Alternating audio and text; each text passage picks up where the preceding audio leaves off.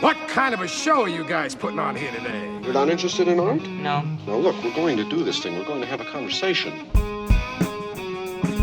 From Chicago, this is Film Spotting, celebrating our 20th year. I'm Josh Larson. And I'm Adam Kempenaar. When this baby hits 88 miles per hour, you're gonna see some serious Back to the Future is 40 and back in theaters. We've fired up the Film Spotting custom-built DeLorean, and we've got a Sacred Cow review. Plus reviews of Richard Linklater's Blue Moon, Kathryn Bigelow's A House of Dynamite, the Springsteen biopic Deliver Me From Nowhere, and more. It's all ahead on Film Spotting. Hold on, fellas. I'm afraid you're just too darn loud. Guess you guys aren't ready for that yet. But your kids are gonna love it. Welcome to Film Spotting. Somehow, Josh Back to the Future is 40. Even more distressing, we're a full decade further into the future than the 2015 setting of Back to the Future Part 2. Still no hoverboards, though. No hoverboards. What's going on? I mean, we've got the electric scooters all over our sidewalks. We have electric skateboards like Marty McFly didn't have.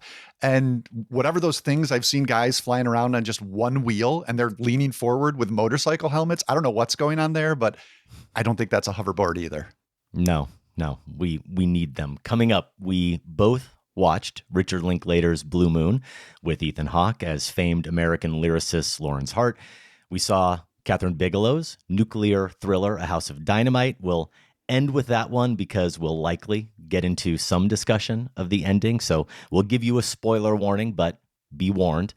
I made time for the Springsteen biopic, Deliver Me From Nowhere, reviews of all of those films later in the show.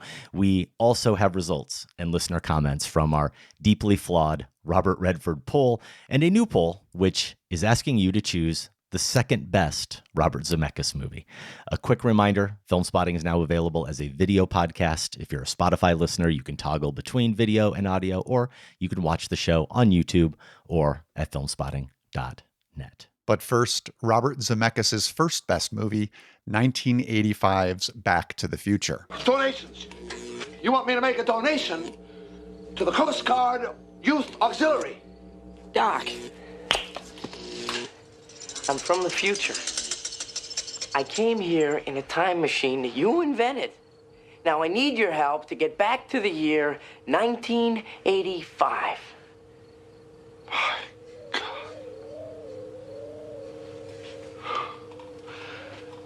Do you know what this means? It means that this damn thing doesn't work at all. Even for a time travel movie, Adam, Back to the Future is unusually obsessed with time. It's not only the extended opening shot as the camera pans over the countless clocks in Doc Brown's house, or the fact that the climax involves a literal clock tower. Consider also all the instances in the movie that turn on very specific time markers, right down to the minute. Most of these are even called out in lines of dialogue. So we've got 8:25 a.m. This is when Marty realizes he's late for school, thanks to Doc setting those clocks to be 25 minutes late. 1:15 a.m. That's when Marty is supposed to meet Doc at Twin Pines Mall. 12:28 a.m. is when Marty wakes up in bed. We see that on his clock, and he realizes he's going to be late to meet Doc. And maybe most important, 8:55 p.m., when George is supposed to come to Lorraine's rescue in the parking lot at the school dance. If you watched Back to the Future repeatedly as a kid, as I think we both did, those timestamps became ingrained in your memory. Now, for those who didn't grow up on the 1985 film, a brief primer, directed by Robert Zemeckis and written by Zemeckis and Bob Gale, Back to the Future stars Michael J. Fox as teenager Marty McFly. Christopher Lloyd, meanwhile, plays Doc Brown, a kooky inventor who Marty helps out with various experiments. Doc's latest device, time travel machine in the shape of a DeLorean race car, inadvertently sends Marty back to 1955, where he encounters his parents as their teenage selves. Played by Leah Thompson and Crispin Glover. Every performance here is its own sort of treasure. So, within the movie's narrative, Marty goes back 30 years in the past, from 1985 to 1955. And here we are, 40 years after the release of the film in 2025. I have two questions for you, Adam, and they're not inspired. We tend to ask a variation on them with most of our Sacred Cow reviews. But given how much the nature of time is at play in Back to the Future, this particular prompt may have never been more fitting. What did you think of the movie back in 1985, and what do you think of it now? It is an appropriate prompt, though I'm disappointed you don't remember when I revealed this 10 years ago when we did our top 5 of 1985 in 2015. Time is a circle. That's true. We were marking the 30th anniversary then of that movie year. A pretty bad movie year, by the way. Maybe we can come back to that. I put Back to the Future at number 2 then, just ahead of The Breakfast Club and behind Akira Kurosawa's Ron. Thank you. I have impeccable movie taste. For the postscript to that list, as we often do, we did our top 5 of 85 in 85, and I tried to put myself back in that headspace. I was a grade schooler, and I had Back to the Future at number 1. I'll regale you with tales of how I showed my Back to the Future fandom later as well, maybe. I might bump it back a bit now. I think I'd still have it behind Ron. I might put it behind The Breakfast Club. I'd think about it in the mix with Purple Rose, of Cairo, Coen Brothers' Blood Simple. It's definitely still in the top 5, Josh. I think I can safely say that. And yes, to your point about time, your question, it's literally one of the all-time ticking clock movies, right? Yes, from the clock tower signifying the pending lightning strike to the fact that opening scene, I had never really thought about how long we sit as viewers with the camera circling Doc Brown's room, just hearing and seeing those clocks ticking, and like 100 of them then going off, all those alarms going off. But I'll give you a few more. Doc hits his head in 1955 hanging a clock. Marty is kind of a man out of time even before he goes back to 1955 because he's always shaking his watch. At the dinner table, there's a bunch of scenes of him shaking his watch. He never knows what time it is because his watch doesn't work. He and Jennifer get very aggressively solicited for a donation. You remember early in the film to save the clock tower? That's when he gets the flyer. And I like what that woman says. She says, basically that they want to freeze it in time. They want to preserve it just the way it is. Yeah. And how does Marty respond when Mr. Strickland, I assume he's like the vice principal or whatever, when he tells him no McFly's ever amounted to anything in the history of this school, he says history is going to change.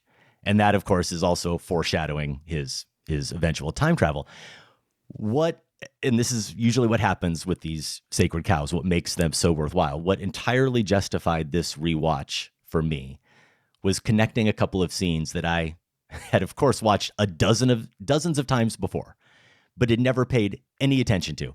I was too busy paying attention to Marty playing Johnny Be Good and riding the makeshift skateboard and doing all those fun things he does, driving the DeLorean 88 miles per hour, whatever. I had certainly never given any credence to these scenes or these moments.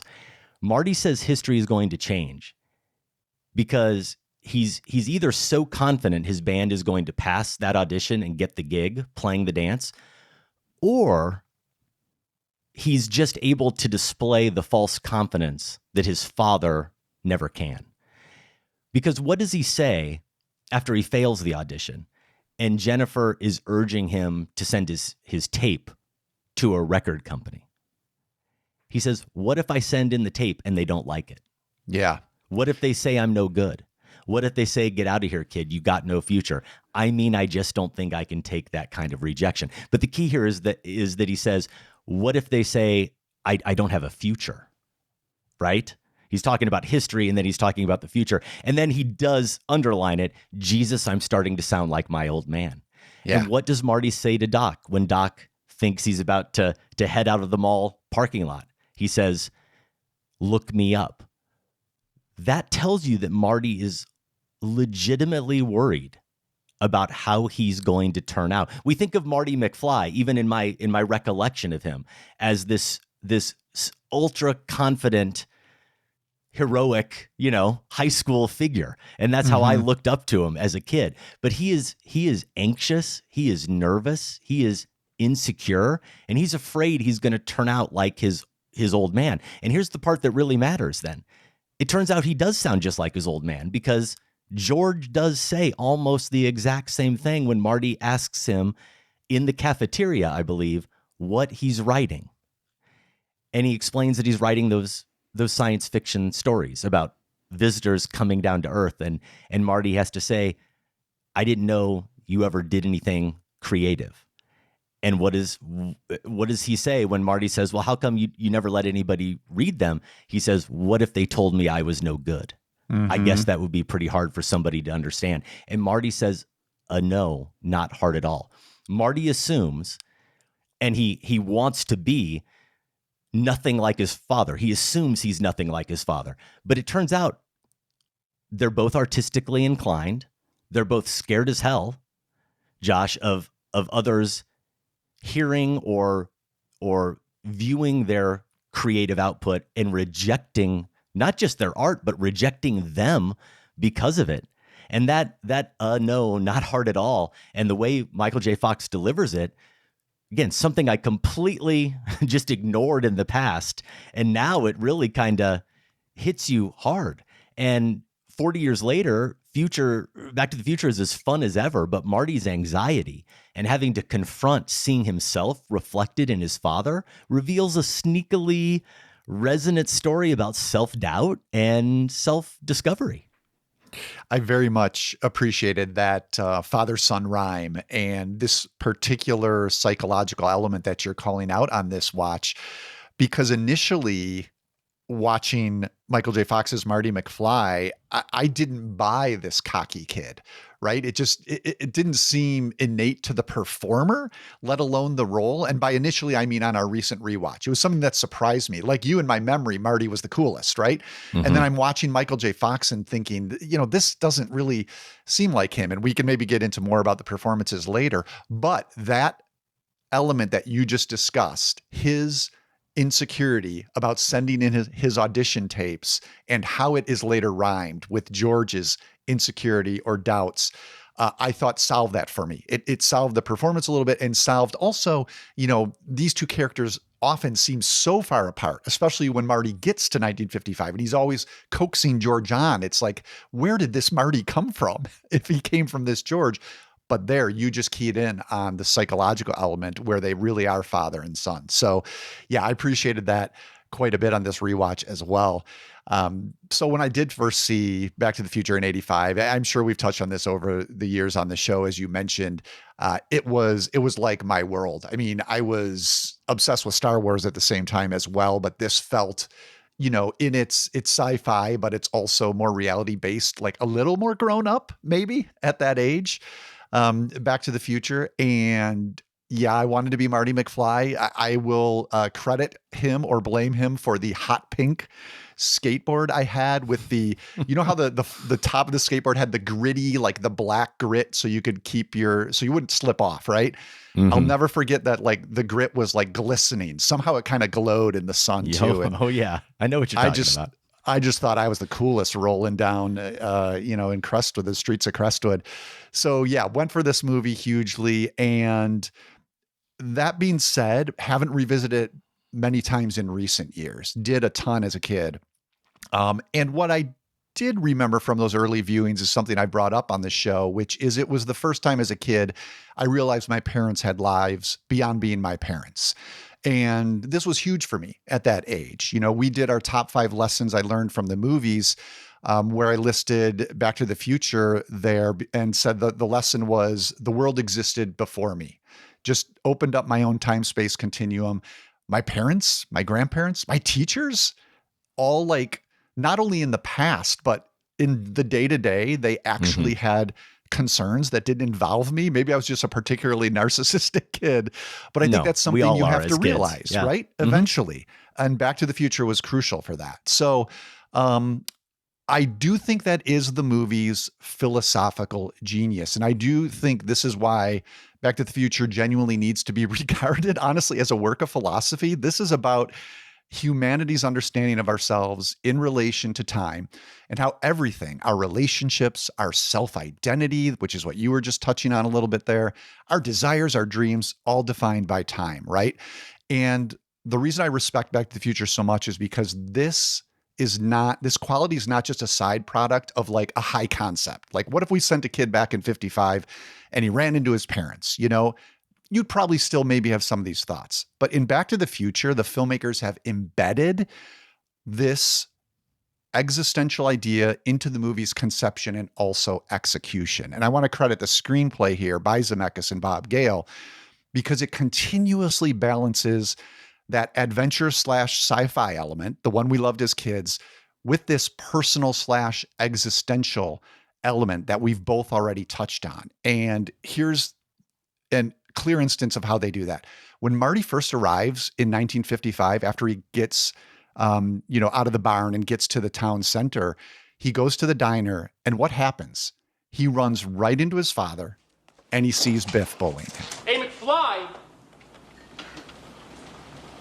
What do you think you're doing? Biff. Hey, I'm talking to you, McFly, you Irish bug. Oh, hey, Biff. Hey, guys. How are you doing? Yeah, you got my homework finished, McFly?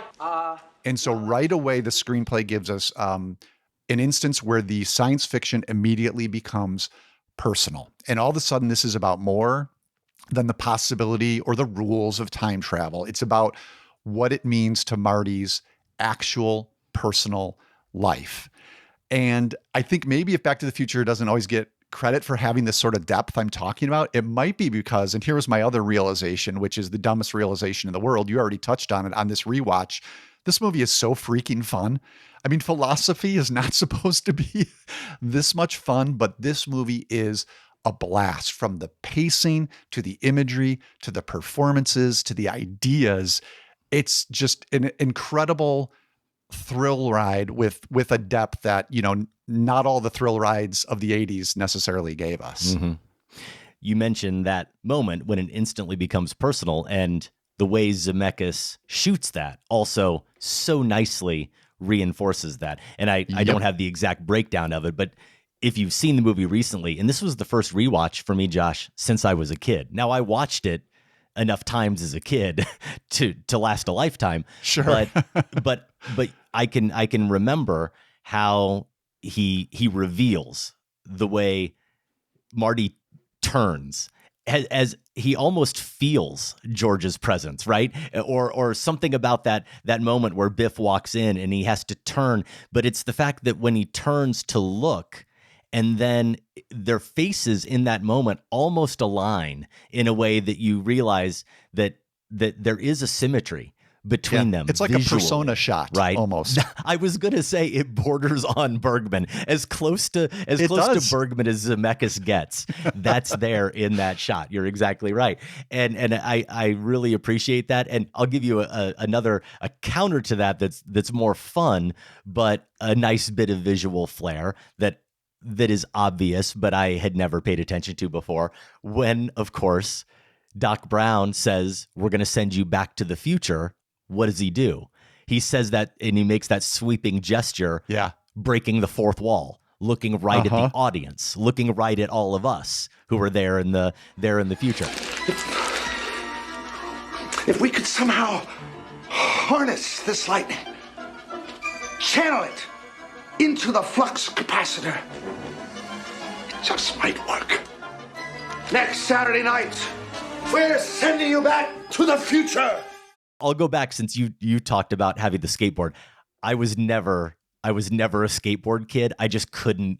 It seemed like too much work to me, I suppose. I wanted something motorized. And so it was something I never got into. Not even Marty McFly could get me interested in skateboarding. For me, it was, of course, the music angle. And I've shared this before, but it's been at least 10 years. This wasn't the movie that inspired me to want to pick up a guitar or a bass and be in a band. I had already seen the Buddy Holly story 50 times, but it surely contributed. The year after this movie was released is the year my band got together. The band I still play with like once or twice a year, we started the year after this movie came out. We practiced for the first time. The fall after this movie, so just 2 or 3 months, Josh, after this movie was released, I don't know if you remember this or if your family ever watched such vulgar fare when it came on, but there was a show on in 1985. I don't know how long it lasted.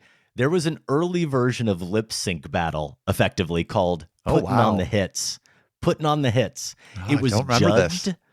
I want to say, I could be wrong. I meant to look this up. I want to say that maybe Adrian Zemed was the host of it for a while. It was a competition show like Star Search where people lip sync to songs and they got judged on their lip syncing. Putting on the head. We listen to the radio and shake down every hit. Just mouth the words and move it to the tune that fits. Yeah. Putting on the head. It's like October at our grade school, and our classroom decided to have some kind of, fall conference with our parents. We had to put on a show, and we did putting on the hits, our version of Putting on the Hits, nice. Where different groups lip synced, and I got my dad's guitar out. I didn't know how to play it. I found all the clothes I could, including the life preserver. I tried to get a vest like Marty, and I got out there on stage on stage in the classroom with some other people, and we played Johnny Be Good. And Josh, when the guitar solo came on, I got down on my knees. I imitated. I did the entire imitation.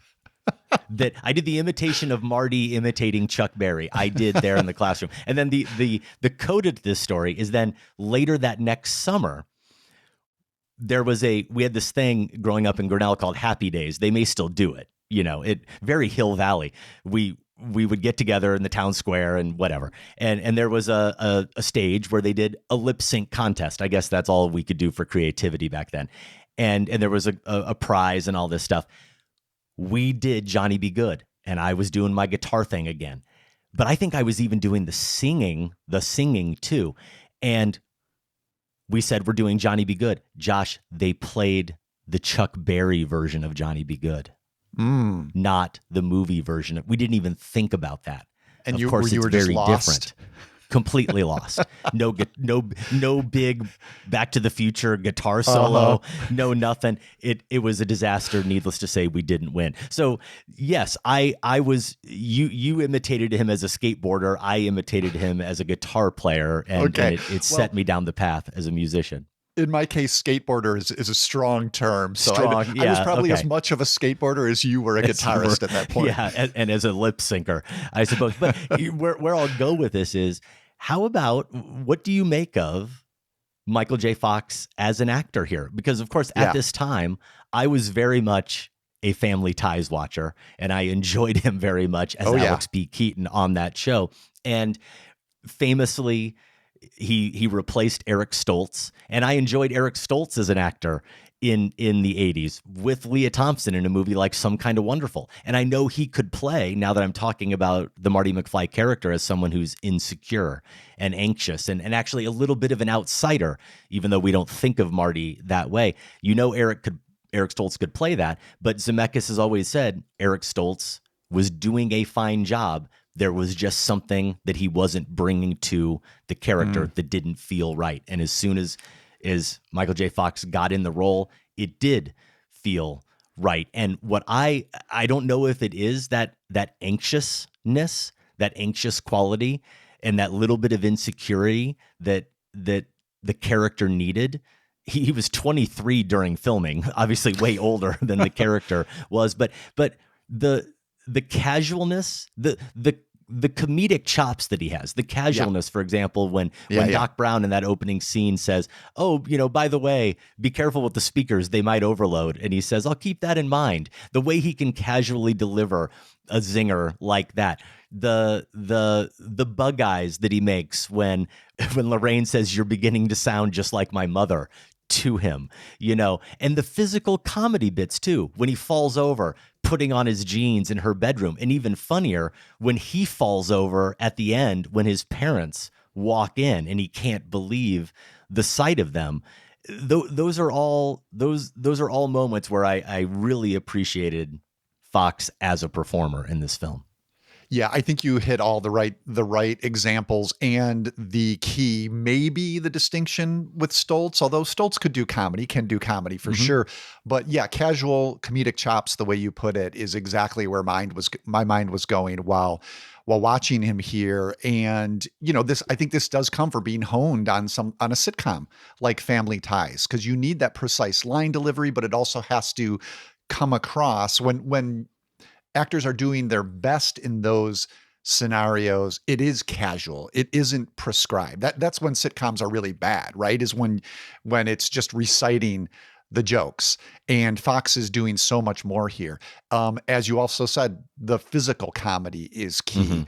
You called out some of those key moments. I always like the one in the car scene with Lorraine, which we're going to get back to, but where he's desperately trying to avert his eyes from her dress and her cleavage. Yeah. And then there's that hilarious moment where he fails. And then Fox's face of just like utter bewilderment and shame. Marty, why are you so nervous? Lorraine, have you ever been in a situation where you knew you had to act a certain way, but when you got there, you didn't know if you could go through with it? Oh, you mean like how you're supposed to act on a first date? Oh, sort of. I think that Fox is really good. I want to go back to some other performances too, but quickly before we maybe move away from the visual stuff, I want to go back to the persona shot we talked about in the diner.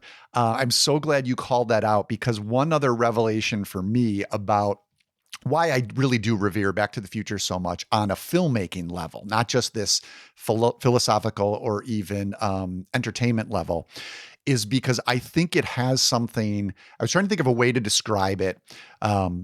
Because we talk about mise en scène in like fancy movies, right? How things are arranged within the frame.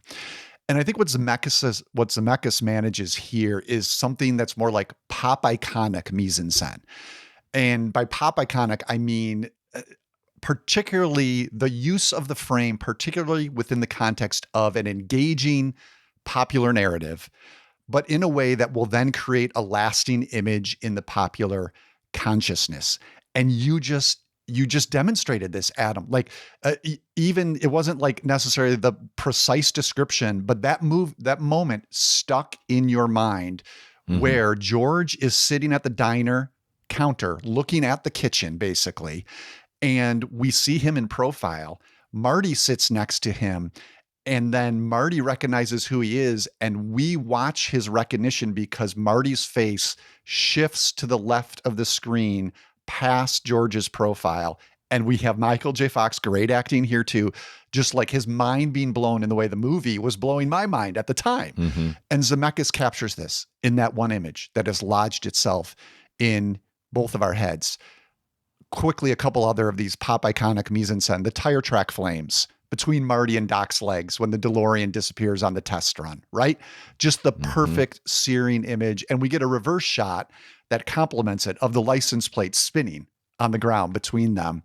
I would include maybe the fading photo in Marty's hand, although it's something more of an insert shot, less about necessarily the framing, but then the effect. And then let me give you maybe my favorite one, last one here. We're back to the diner. This time the camera is looking out through the diner windows at the town square. And this is the big chase scene where Marty makes the makeshift skateboard. Biff and his buddies basically are following him. The skateboard in that moment. Pretty much invents the skateboard, exactly. Yeah, hanging onto the back of the pickup truck. And Zemeckis frames the camera here, moving alongside Marty through the window of the diner. So essentially the camera's moving along the diner counter from right to left as the truck out the window is doing it. And the camera comes to a stop right on Lorraine's face. As Marty has left the screen, she turns to the frame and says, he's an absolute dream. He's an absolute dream. I mean, That's that's cinema magic there. That's staging. And it's That's pop perfect iconic staging. in a way, Yeah. right? It is. And I'm so glad you mentioned that moment too, because I didn't want us to move on before I got a chance to say that chase scene too, it couldn't be more opposite in terms of its scale from something like the Indiana Jones movies we were enjoying at the time as well. Think about Raiders of the Lost Ark. Sure. Right? But watching it again this time, watching Marty on the road being chased by Biff and his thugs on that skateboard with that Alan Silvestri score, which has little hints, little remnants of the Raiders score in it. It to us as kids that age, it actually feels as big and as grand and as important as Raiders of the Lost Ark. The stakes of that are as high in that chase scene as that's how invested we are in Marty. And in some ways they're more personal, right? Yeah. In some ways they're more personal because of the Lorraine element. Exactly. Yeah. So that scene, I was really like, wait a second, why do I feel like I'm watching Indiana Jones in this scene? This is incredible. I really felt it. And Dean Cundy, we should say, since we've been talking about a lot of the camera work, the cinematographer here working with Zemeckis. Yeah, absolutely. Now, I'm going to bring up the thing that, of course, I certainly never thought about back in the 80s, because I was not processing back in the 80s to what extent during that decade, Josh, we truly were actually living our parents' decade.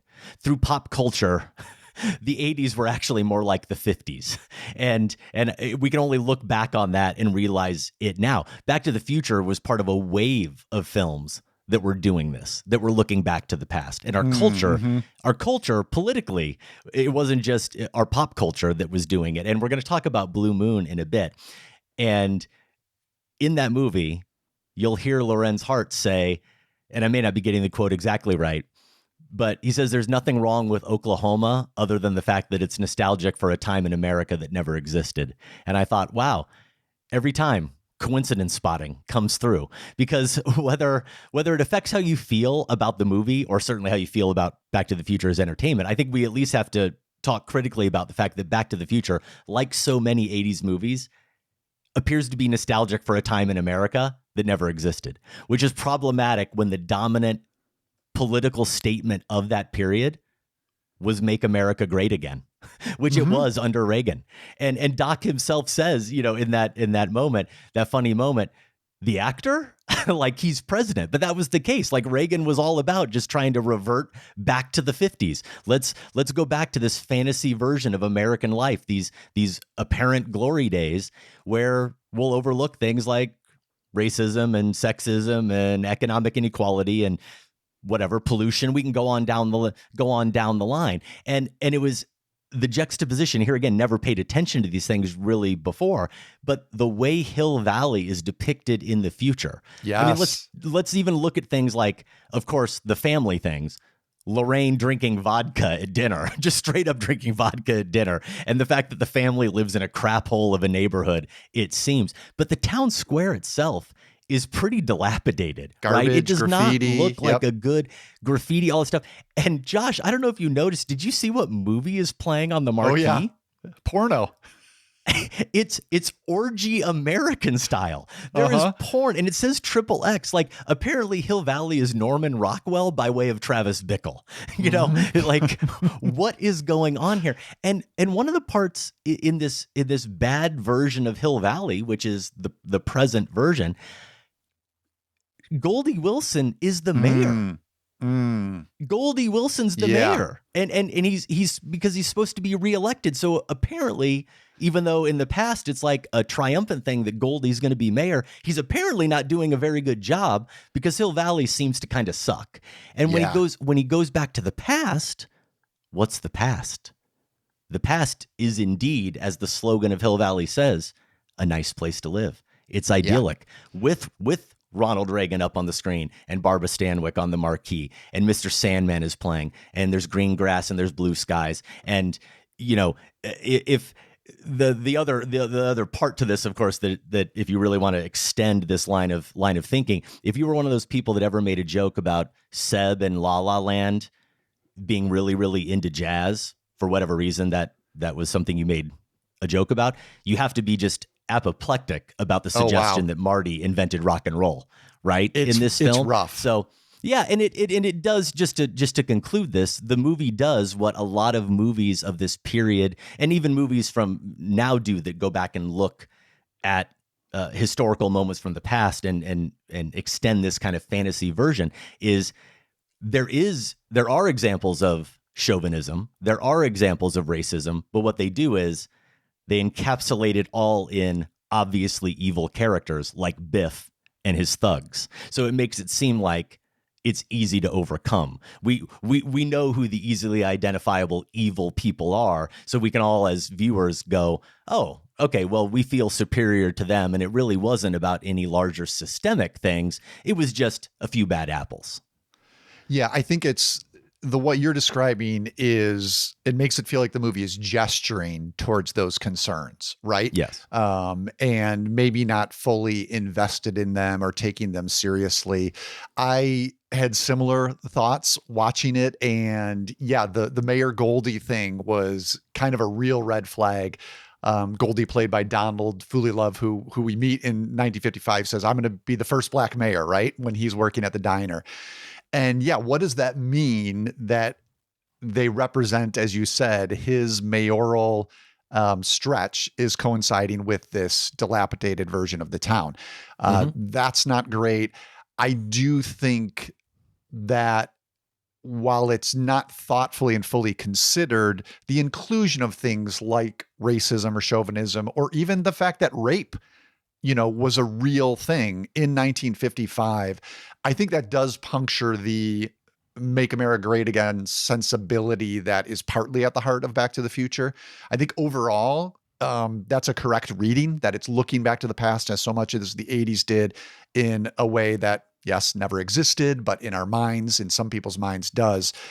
I was glad to see that it was at least complicated by the fact that, Lorraine is really almost physically assaulted, and that this was something that women had to deal with then. It wasn't just, everyone courting peacefully and marrying and having babies. And so I think there's a little complicating of it, but overall it is something that held me back on this rewatch. I think the Johnny B. Good thing is just terrible. I mean, that to me, that's the black eye of Back to the Future, because at first I'm trying to give this movie as much credit as I could. And I'm thinking, okay, maybe this is so glaring, what's happening here, especially to our eyes in 2025.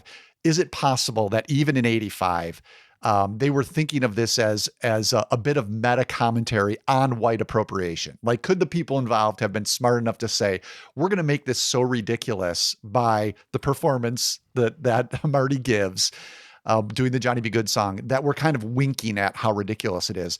But when they use the punchline of Marvin Berry, who's the leader of the band, calling his cousin Chuck and holding the phone out, that's when I was like, okay, no, they just think this is funny, and it's not great. not a great choice. Yeah. And no, I take your point, but again, just to make sure I'm clear, I think the issue for me is that throwing a nod to sexism by depicting a scene like that, by doing it through Biff and making it seem like a one-off. It's a one-off through an obviously despicable, almost cartoonishly despicable character, while otherwise not depicting any kind of inequality between men and women. Otherwise, it makes it seem like 1955 was perfect, other than one bad guy. And that was the problem, is depicting that past as if there was truly this perfect time in America, which of course, and that we need to revert back to it. Back to the Future. That's what I mean by made it a gesture. It fulfilled that vision, unfortunately, that so many films of the 80s ultimately did. It fit right into that scheme. I was certainly aware of that as I watched the film this time. The effects in the film, not something that certainly derailed the movie for me. I remember watching it early on and thinking, how did they pull off the moment where Marty gets blown back by the speaker as practically as they did? However they pulled that off is so effective. And then you mentioned the iconography of the flames. Though that's a fairly bad optical effect looking back on it now, right? When the fire goes under their legs. You can tell there are some shots where they're actual flames, and then you can tell there are others where they've had to gussy it up. Yeah. Though, this is one of those things, I'm really not trying to go back to the previous point. It's more just how sometimes movies from the 80s, when we look back on them now, things that we just take for granted, things that never occurred to us then, seem kind of insane to us now. Back in 1955, make no bones about it, Biff tried to rape Lorraine in a car in the parking lot of the high school. Yeah, that's what I'm saying. Okay, but listen, and in the future, he's hanging around the house. Like he's in a subservient role to George, but he's still just hanging around the house. Yeah, I don't think I'd want him there either. I think I'd rather just be done with Biff. It just is so crazy that occurred, and we're just like, yeah, now we're all just laughing about the fact that he's waxing the car. So let's talk some more about Lorraine, because I do want to. This is a performance I've hailed on the show. I think top 5 mother-son relationship movies. I had it at number 1, and just endlessly amused at how Leah Thompson is so brazen in this role, just how instantly aggressively horny she makes Lorraine when Marty's in her bedroom, and look in words and gestures. Do you mind if I sit here? Again, going back to this mind-blowing concept, it's not just, the possibility that maybe your mom was a sexually active teen, right? Maybe she was one of the most sexually active teens. This is what the Thompson performance digs into. And it's also a very, like Michael J. Fox, a very physically comic performance. When she sees Marty show up at school, how she throws herself back against her locker. And I went on at length in our top 5 scenes in Cars about the sequence with Lorraine and Marty at the dance in the car. It was my number 1 pick. And Thompson here just transitioning from comedy to tenderness, that expression on her face when she realizes the kiss doesn't quite feel right. I mean, this is just, again, one of those gems of, I think every main performance in this movie is a gem, and this one is still my favorite. Oh, I think I know exactly what you mean. You do? You know what I do in those situations? What? I don't worry.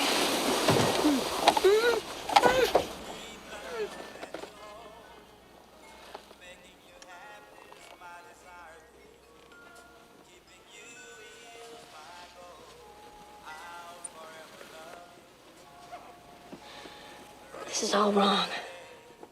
I don't know what it is. But when I kiss you, it's like I'm kissing my brother. I guess that doesn't make any sense, does it? Believe me, it makes perfect sense. It may not be quite as strong because of the artistic element and that being so crucial to Marty, and that male bond, I think, ends up being a little bit more important. He spends more time with George, but there has to be a symmetry, right? He has to discover something. He has to see something in his mother, to your point about recognizing that she's a person too, that she was someone before she was his mother, and that she was someone contrary to his vision of her. Early in the film, she's the one talking about how you have to behave a certain way. You have to be a prude, essentially, with boys, and then come to find out she's exactly the opposite of that, right? So the fact that we get that depth and we get that additional layer and that symmetry with the characters is a really nice touch with the screenplay, and just in terms of fun moments too, satisfying screenplay and visual payoffs. Of course, the punch, the McFly punch of Biff. Oh yeah.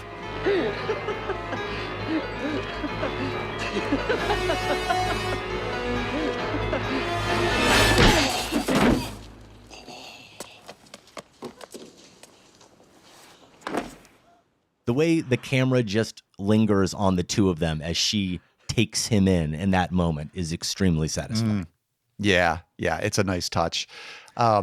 Just to quickly touch on the other performances, Christopher Lloyd here, what I appreciated this time, just how he plays Doc's excitement and mania first, and the comedy of the moment second. You could, You can think of so many actors who would just go for the jokes because almost everything Doc says is funny. I love the "thank God I've still got my hair," his reaction to see the video from 1985. I don't know if anyone else in the world would want that hair, but he's happy he still has it. But yeah, overall, Doc is playing the character first and the comedy second. And then Crispin Glover, just a living, breathing, apologetic shrug. Just incredible. Yeah, and a real person too. Yes. Both wonderful performances. And my wife was watching it with me, and Sarah said, and I've heard a little bit of this over the years, but she said she just saw something recently about Crispin Glover saying that he kind of renounces this performance or something. I don't know if you've seen that, which I don't know. Not that it matters, but what a shame if that's true, because he is so good. He's so good in this role. Anything you want to add, or have we done the talk? I feel like we did it justice. Yeah, it was a more fun revisit than I even could have imagined. I think that fun element is what popped out at me, perhaps because I've been taking it too seriously in recent years, that it was good to just sit with it as a movie ride. Sure. And for me, a little bit of the opposite. Still had the fun, got to take it a little bit more seriously than I ever had before. Back to the Future is back in theaters this weekend. Take it in on the big screen if you can, including some IMAX screens. It's also available VOD on most platforms. I'm sure you've got a Betamax copy somewhere, VHS, Laserdisc, maybe. If you've seen it and agree or disagree with our takes, we would love to hear from you. Feedback at filmspotting.net, and we may share some of that feedback on a future show. Well, listening is the number one thing you can do to support an independently produced show like Film Spotting. There are a couple of other things you could do to help us out. Just take a minute to give us a rating or a review on either Apple Podcasts or Spotify. You can do it in both places. And maybe you're a new listener, please leave those first impressions. If you've been listening to us for 20 years, we'd love to get your thoughts as well. Every new review we get does help us reach new listeners. Now, the most substantial way to support us, however, is to take that step and join the Film Spotting family. And you can do that at filmspottingfamily.com. We want to thank advisory board member Andy Bucati from Kansas City. We know Andy because as an advisory board member, he gets to join for those quarterly meetings that we have with the advisory board. If you are on Letterboxd and you'd like to follow Andy, you can find him ABUKATY. Andy is basically our boss.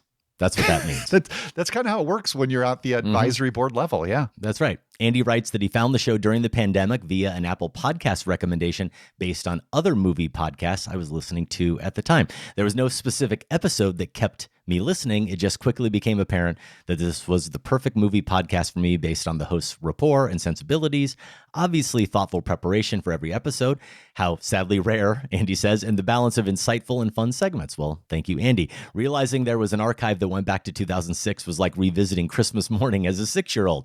I've been gradually going back year by year and am currently on 2011. A favorite review. It's going to go downhill quick, Andy. I mean, it's going to get rocky. Josh is joining soon. Favorite reviewer segment. 2 of my all-time favorite directors now are Agnes Varda and Luis Buñuel. How about that? I hadn't seen a single film of either of theirs until I followed along with and went way beyond your wonderful marathons. That's what it's all about, Josh. Yeah, I love hearing that. Well, we don't love hearing this. A review we got wrong. M. Night Shyamalan's Trap. Sam knows. Sam's Trap rating. Yeah. What was it? 4? Did he go 4 on Trap? 4 stars? Yeah. See, this is one of the great things about having the 3 of us involved. No matter how insane your movie opinion, there's a chance one of us might share it. Is crazier? Yeah. Letterboxd top 4. Almost Famous, my wife's and my all-time favorite comfort movie, something we share with each other when we're being uncool. Here. Moonlight, Le Bon Air, there's Varda, and yes, how about this? National Lampoon's Christmas Vacation. Andy provided wonderful recommendations or insights into these picks, but we're a little strapped for time. Sorry, Andy. A favorite movie he revisited recently, you'll appreciate this, Josh. Rear Window, still a 5-star classic. Always and forever, right? All right. A random filmmaker he loves, Celine Sciamma, great choice. A movie he credits with becoming a cinephile is Jane Campion's The Piano. Man, And a hitting book- some of my yeah, all-time favorites there, Andy. Just slugging them, just hitting them out of the park. A book about movies or movie making, Inside Oscar by Mason Wiley and Damian Bona. You know, when you pour through a 1,000 plus page tome on the history of the Academy Awards, despite having other pressing obligations, there's probably something wrong with you and you've confirmed a passion. I unashamedly enjoyed this history lesson. We thank Andy for being an advisory board member, a longtime listener, and for going back through the archive. In addition to keeping us doing what we're doing, your support does come with perks. You get to listen early and ad-free. You get Sam's weekly newsletter. You get to be part of the Film Spotting Family Discord and other exclusive opportunities, like you get to listen to monthly bonus shows. That Discord is hopping with over 400 Film Spotting Family members. And the October bonus show, it's going to drop very soon. In fact, by the time some people hear this show, they may already have that October bonus in their feeds. As we're recording this, Josh, we have just finished taping the Tom Cruise draft. That's right. With Film Spotting Family members Zach Cook. How do you think it went? Well, I mean, Zach gave me a lot of trouble. Zach kind of did. I came in with a plan that I thought was going to work perfectly, and then Zach appeared. Yeah, and you inflicted great pain on me. You took it out on me. I did. With one I of your did. picks. I sent my Thanks. anger elsewhere. Yeah, so I have to be mad at Zach, I think, for There that. you But go. it was great fun, and you will find it in your feed very soon. Learn more, filmspottingfamily.com. Big smile. We write together for a quarter of a century, and the first show he writes with someone else is gonna be the biggest hit he ever had. Am I bitter, Larry? Yes. One new Richard Linklater movie is great news. Two, I think, is even better. Nouvelle Vague, his new film about the making of Godard's Breathless, that comes to Netflix, Josh, on November 14th.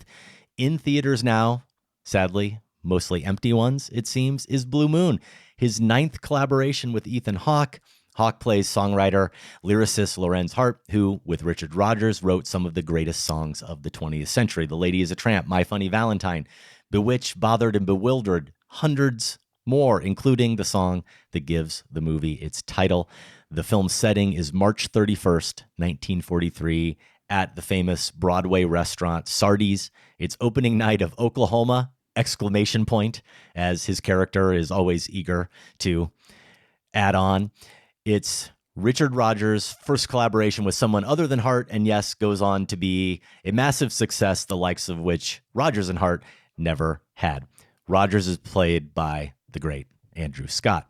Margaret Qualley is the Yale co-ed that the bisexual 47-year-old alcoholic Hart is obsessed with. Josh, it's Linklater. It's Hawke. It's Hawke monologuing about language and theater and love. It's a movie about a self-destructive artist. If there was ever an Adam movie, this would seem to be it. It checks all the boxes.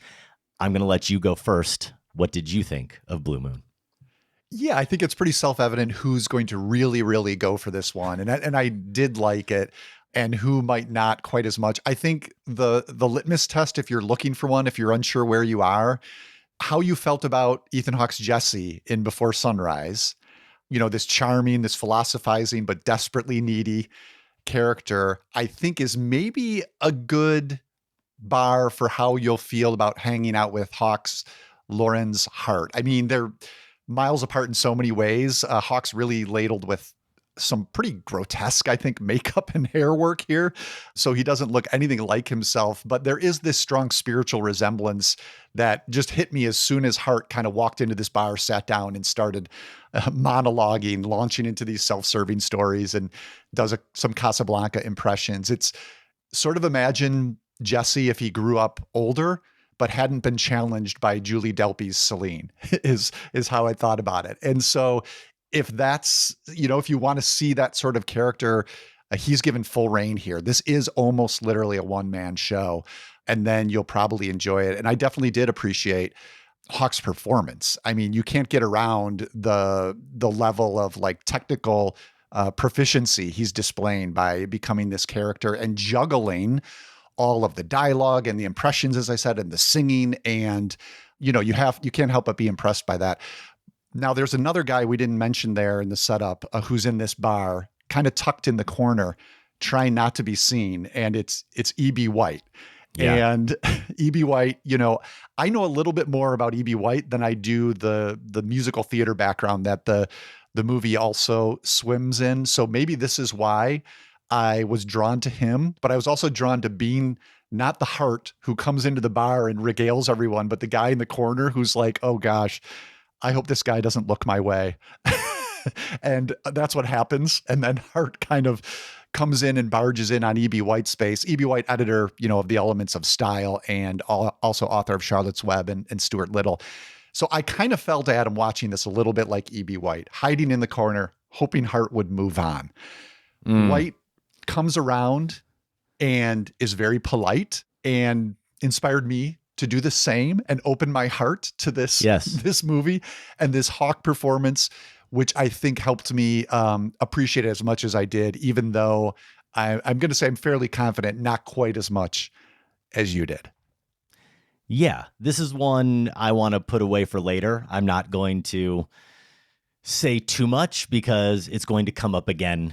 We're already in the end of year swing, and it's definitely going to come up again. I do love this film, and I like the metaphor you're going with, seeing yourself as E.B. White, though I think you're being maybe a little bit disingenuous is the wrong word, but I think you're maybe being a little hard on Hart or misreading it a little bit in that E.B. White is in the corner, but he didn't put himself in the corner. He starts in the corner. That's where he is when Hart walks in. And that's the seat someone like that character would pick. That's what I'm resonating with. Yes, I get that. And you do think maybe he's going to be a little bit resistant to a character like Hart because he seems very bookish and he seems very private and he seems like maybe he just really wants to have his time. But their conversations together, they clearly are kindred spirits. And that's the politeness moments, and the kind, they come to meet. And their appreciation for language and for life. They share something there in those scenes that I guess all I want to at least say to the audience listening, if they haven't seen this movie yet, is what I never sensed, and you aren't necessarily saying this, Josh, but I just at least want to get out there. What I never sensed from the White character was any exasperation. And I thought that might come through, but I didn't feel it. Yeah, I'd agree. And Patrick Kennedy, if I haven't said this yet, plays White. So good. And it's such a wonderful performance because of that. I think there's a note there at the beginning where you can tell, at least this was my impression, he would have possibly been very happy if Hart had just left and not noticed him, right? Possibly. But once they do engage, he does open up.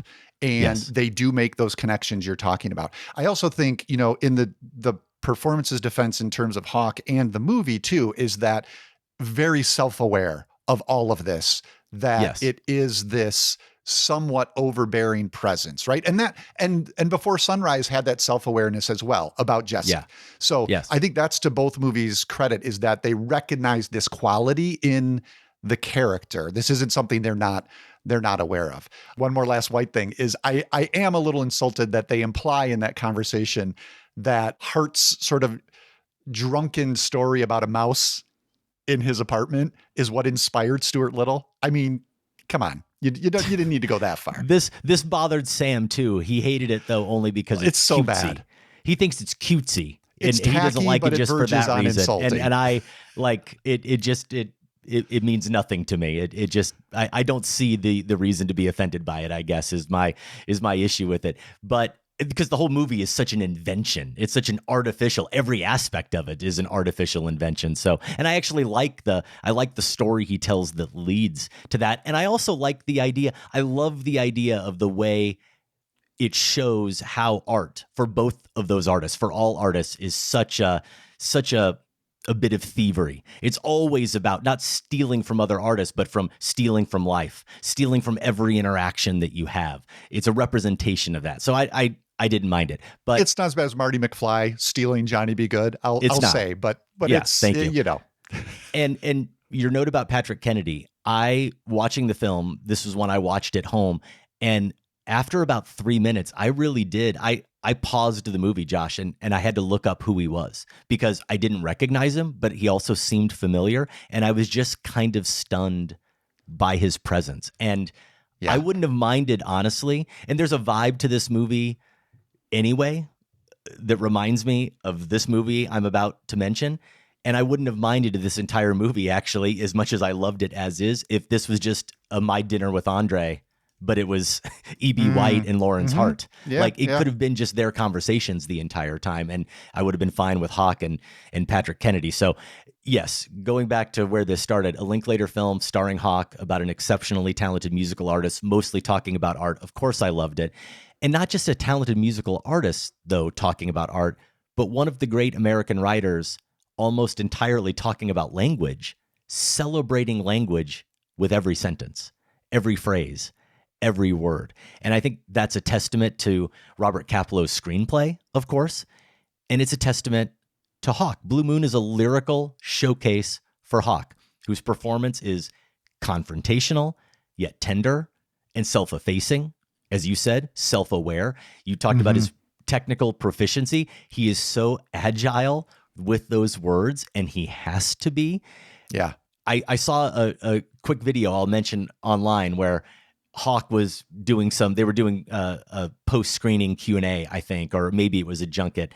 And he was recounting a story where it was like the Friday night, the weekend before they were going to start shooting. And this is a movie that apparently Linklater has had in the works for 10 years or something. They've been talking about making this for a while. And here they are finally about to make it. And it's the Friday night before, and some of the other actors say something to Hawk like, hey, we're going to head off to Dublin and see this concert. Somebody's playing. We're going to go see this concert. Do you want to go? And Hawk's like, yeah, that sounds like fun. Let's do it. I'm in. And Linklater is in earshot, and he hears this. And he goes over to Hawk and he says, you know, we start filming on Monday, and this movie is only going to be as good as you are in it. And you sure you really want to do that? And Hawk's like, yeah, I guess I'm not going to go. You know, and the point there, of course, is that he's right. Linklater is right. That's the best bit of direction he probably gave him on the film. This movie is only going to be as good as Hawk is in it, and we both agree he's pretty wonderful in the film. And that's a big reason why I think it's really great. And I think there's something he's doing that makes it great, but I also think there's something that's attributable to Linklater too. The staging of it, for its confinement, taking place entirely within Sardi's, Linklater uses every part of that Sardi's bar like a stage. And he does offer multiple characters, not just White, for Hart to bounce off with his ideas, but also physically too, literally bounce off them. There's Bobby Cannavale behind the bar as Eddie. There's Jonah Leese as Morty Rifkin behind the piano. There's Kennedy, of course. There's him, you know, nestled, as you said, in the corner. There's the people who stroll in throughout, right? Like the person who comes through with the flowers a couple of times, right? It does give it all a little bit of musicality, like it should, like feels appropriate for someone who has made their living writing lyrics for musicals. Those new characters that stroll in, it feels like they're strolling in from off the stage all of a sudden for him to add just a new dynamic.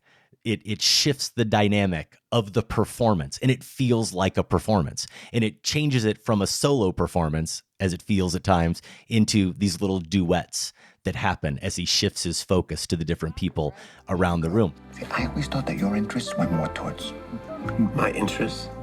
So now you're going to analyze me? Thank you, Dr. Bacardi. I think Jesse is a good comp. I think Hart does something even better than Jesse here, and he has to do it because even though he's got these different people to bounce off, he doesn't have someone like Celine, the force of Celine and Julie Delpy, who's at least an equal to bounce off of, right? What Hawk does here so generously, Josh, I think, is listen. And that's notable. That's notable when you consider how much of the runtime of this film is Hawk's character talking. If you looked at the script, what do you think it is? Maybe 95%, at least 90%. He is pontifical. He is certainly didactic. But unlike most characters or most people you meet in real life who are that way, when he isn't talking, and I think this is what White latches onto, he never appears to be mindlessly waiting to jump in and say the next thing. He never seems to be just waiting to get to the next urgent thing he has to say. He is laser focused, and that focus guides our focus as viewers. He makes that other person feel as important as he is. He is a genuine observer of human behavior. I never felt that he was a steamrolling blowhard. He moves through the space that way. He doesn't talk to people that way. And that soloist aspect, but then, as I said, turning these into duets, and the way he seems to be as comfortable, if not more comfortable, when others are talking, despite his dominance of screen time, as he actually is the one speaking. That's the thing I was always drawn to. I loved watching him watch others and listen to others. I do have to say that was the part of the performance that did hold me back. And I realized it because I think what you're describing for me, what you recognized in some of those earlier interactions, and I do think it's there a bit in the E.B. White scenes. For me, I saw it come to full fruition and work really well with Margaret Qualley, where he becomes that fully invested listener.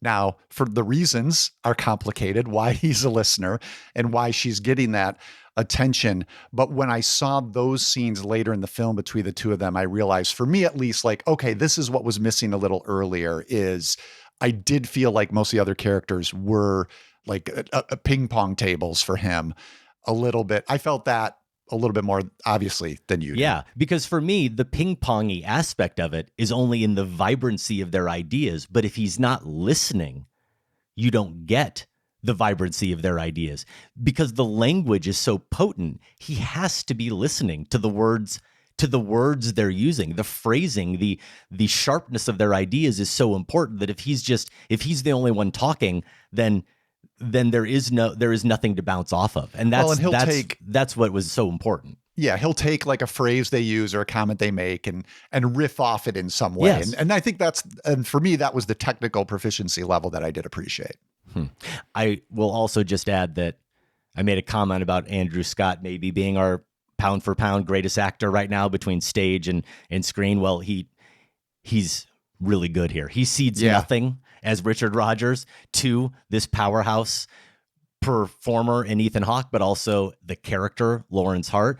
And the thing about Rodgers is that he's on top of the world here. He's the big dog in this moment, right? With all of this success. And Hart has to be, by nature of where he is at this moment in his life and career, has to be the obsequious one. And yet, while you still get that power dynamic with Rodgers through Scott's performance, the thing that Scott always shows is that undercurrent of pain. You see that there is a wound. There's a wound in him. This fracture in their partnership genuinely hurts him, that there is a scar that has been left by Hart in him. Yeah, and the squirming way that reveals itself, the particularities of this night, right? Where Hart is in the bar and they're next door celebrating in the restaurant, and then you can see in Scott's squirming performance, the pain that's causing him, that those deeper psychological things you're talking about are coming all bubbling to the surface right in this moment. Yeah, he's very good here. Blue Moon, currently playing in limited release. Sounds like you're recommending it. I'm strongly recommending it. Last night I dreamed that I was a child. Nobody but Bruce can tell stories like these. Out where the pines grow. But I don't understand why an artist would make this record. Wild and tall. He's channeling something deeply personal. I ran with my heart down. The Bruce Springsteen biopic Springsteen, Deliver Me From Nowhere came to theaters last weekend. It's directed by Scott Cooper. He of Crazy Heart, The Pale Blue Eye, and Out of the Furnace. This stars Jeremy Allen White as Springsteen, circa the making of his stripped-down 1982 album, Nebraska. Now, Adam, I want to get your Springsteen bona fides here. Mine will be brief. He kind of falls in that category, which I'm guessing this will horrify you, of back when we used to listen to the radio, Springsteen song came on. I was glad it came on. Sure. I never bought an album, didn't make that next step, and maybe know him best. The biggest Springsteen fan I know, I think, is my pastor, Raj Nelson. So I have heard many sermons involving the lyrics of Bruce Springsteen, which I've also, appreciated his craft through that avenue. But yeah, not the hugest intense fan of his music beyond that. I'm guessing you've spent more time with this work. I don't know that I have, or at least too much more. I think I was like you back in the 80s.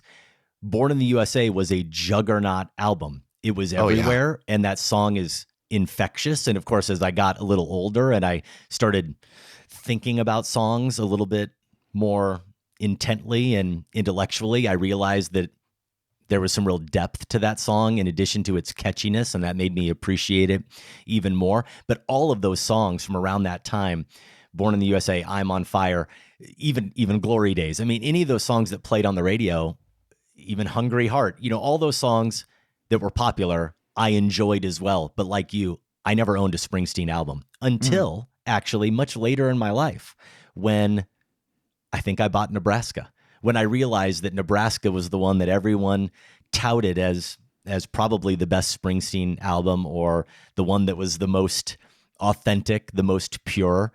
And yeah, Nebraska's a masterpiece. Here's how I got into Nebraska, actually, I can tell you, because my band from college, when we got together as a band, this is now about 20 years ago, but after college, we played together somewhere, and we were looking for some cover songs to play. And one of the guys brought to the band the song Atlantic City, which is on Nebraska.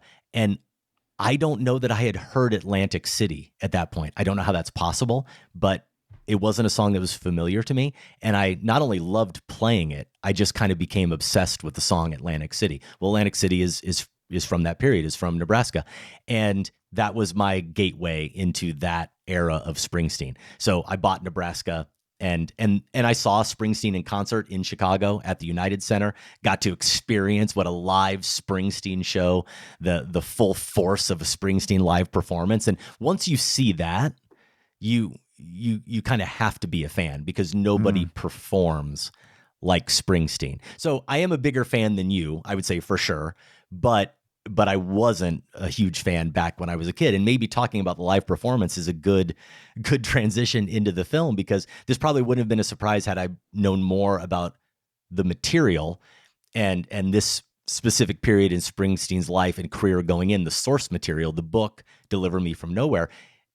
This is a biopic about a musician with a reputation for his incomparable ability to perform for a live crowd, in which, Josh, there are almost no scenes of him performing for a live crowd.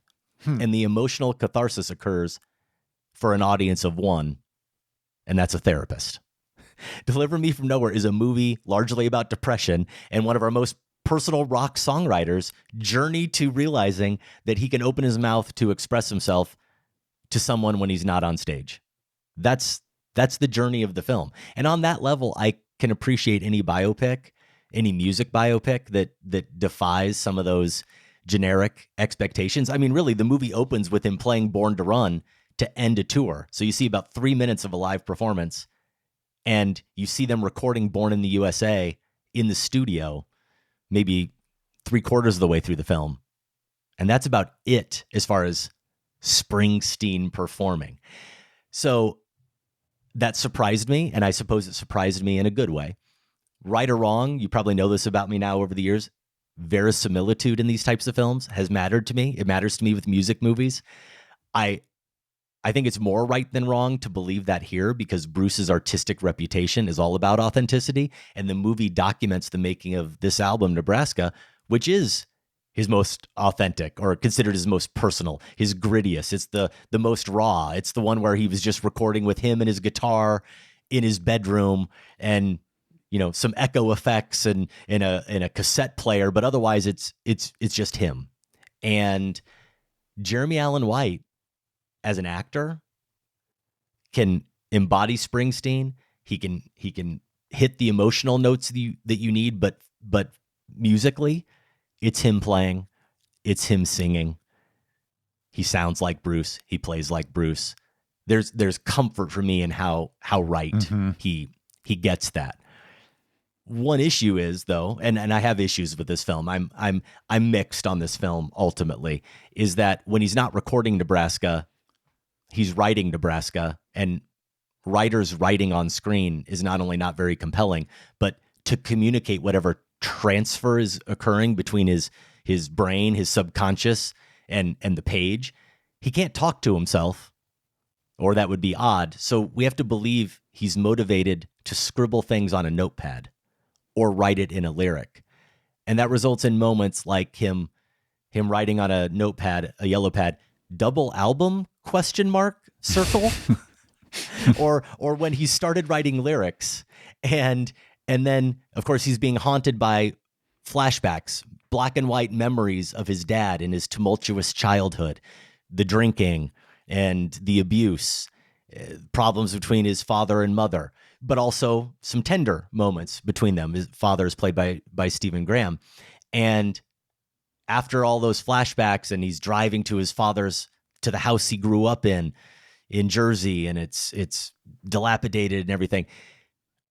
He now goes back to his yellow notepad and he returns to those lyrics. And you know what he does, Josh? He crosses out, it's either the pronoun she or he, and he changes them to I, because it's his demons that he's wrestling with. And it has to convey that his songs are that personal.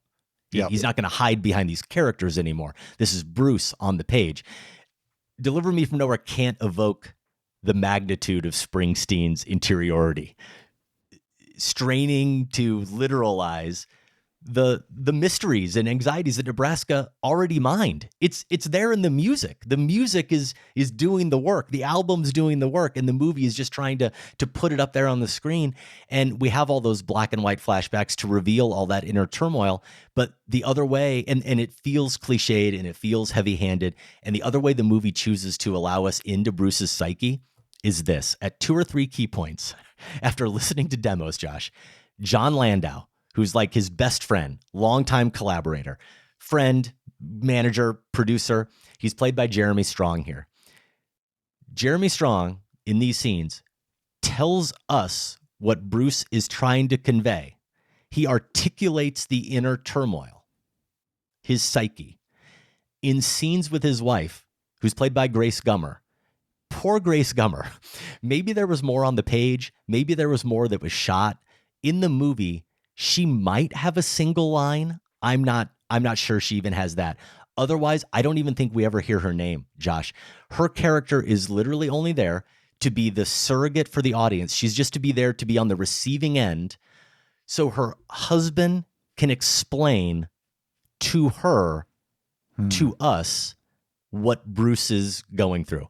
Like, I don't know where this falls on the Bechdel test, but I think it's way off the chart. She's like just a receptacle for Landau's, psychologizing. And it feels so awkward. I found the whole characterization of Landau odd, like the movie's trying to lionize him as much as it's lionizing Springsteen. It's like glorifying him in the same way it's and I know how close they are, but that's how I felt. So those are the things that really held me back from fully embracing some of the more redeeming facets of the film. And for as awkward as some of those flashbacks are and scenes with the father, and as cliched as they may have felt, I will give Stephen Graham as Douglas Springsteen a lot of credit. He does imbue some of those moments with some real heartbreaking vulnerability and despair.